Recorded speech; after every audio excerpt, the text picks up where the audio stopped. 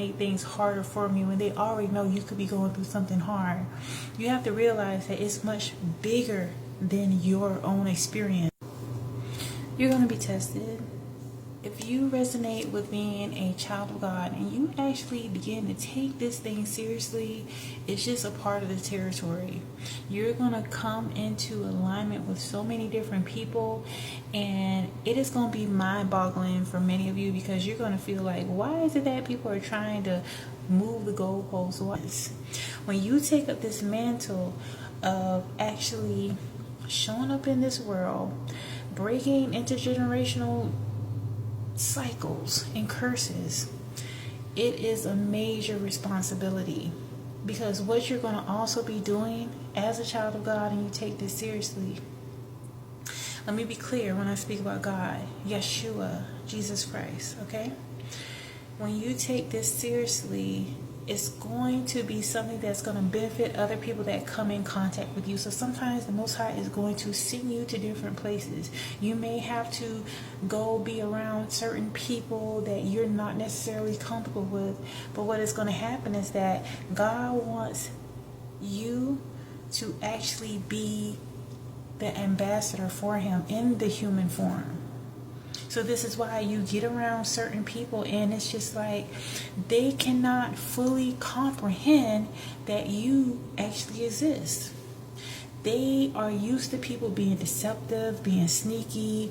They're used to people being shady, and so when they come in contact with you, and it feels, you can see their wheels turning a bit. It's just like they present certain situations for you to see if you're going to fall into a pit.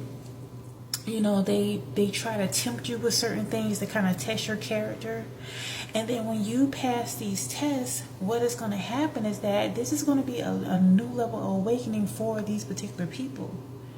And so the benefit that you get, children of God, chosen ones, is that even though it's frustrating at times, sometimes you just want to chill. You don't want to feel like you have to always be in like this perceived type of mode where you can pick up on the fact that people are trying to guesstimate your next move, or are you really going to be grimy towards me?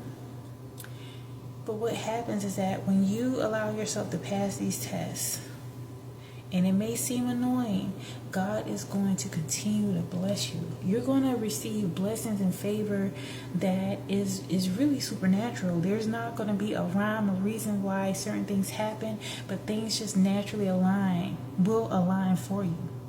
But just understand that when you're going through this process of really taking seriously your life, having to overcome obstacles that maybe your relatives may not have been able to have the strength or the mental fortitude to overcome certain things, but you have been able to press forward. It's not going to be something that you enjoy always, but once you get through those tests, once you get through the mocking, they're going to mock you. Once you get through people denying who you really are, you continue to show up, God is going to show out for you. And I shared this with you at this time because I know that many people are in situations where, you could be in a situation where you have to go and live with someone, and they don't want you there. They can't stand you. And it's not that you're doing anything wrong per se. Sometimes it's just that your presence is too convicting. Your energy is spiritual, and they can feel it. It just emanates off of you, and your mere presence is so convicting within their heart, because they see that you are moving by code and conduct. That's something that a lot of people are not comfortable with, because they're used to people seeing one thing but actually not living that thing. When you're an actual child of God, a chosen one, and you are walking in alignment with what is convicting to your heart, you're doing right by your children, okay? You're doing right by others. If somebody leave their money somewhere, you're not taking some of it, okay? You're not, doing things that is jeopardizing somebody's belief in God. This is putting their onus on them. This is putting a level of responsibility on them. Because what happens is that if they see that, okay, you're actually who you present to be, you're not a fraud out here, then that reflects on them, and then they begin to feel like, wow, I have to really do some work. I have to really show up like I say I am, instead of, just talking the talk. I gotta walk it. And so this is why many of you, children of God, chosen ones, you can't even be around a lot of people. You may have always kind of felt that way.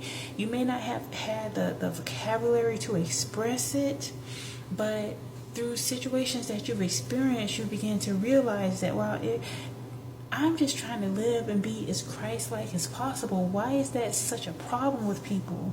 And then you have that awakening, you have that aha moment that, oh, okay, I get it. I represent Christ.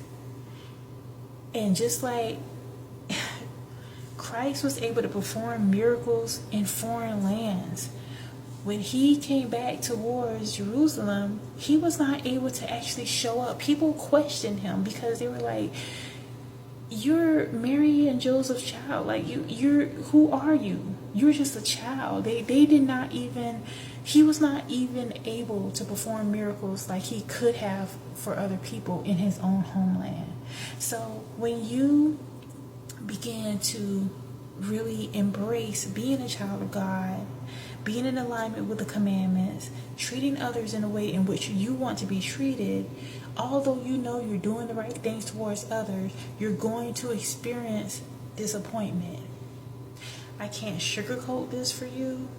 Okay, I'm just compelled to share this with you at this time because it's not a fairy tale thing. Yeah, you may be doing right, but the reality is we are in a fallen society, and there's a lot of people that have been victimized, have been hurt. A lot of people are walking around with unhealed traumas, unresolved issues, undiagnosed problems, okay? And so with all these things these people are dealing with, many times these people assume that it's only a matter of time before you snake them like other people have. So although it may be safer, many of us chosen ones, we kind of prefer solitude. We kind of prefer to be solo dolo for that very reason. Because if nobody's around you, nobody can hurt you. But the truth of the matter is that the Most High is going to put you in circumstances and situations for you to come out of your comfort zone. Because your life is the ministry.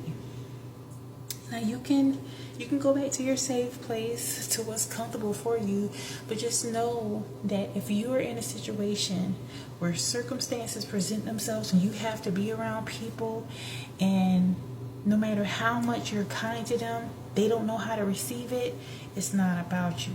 This is a part of your spiritual walk, your spiritual journey.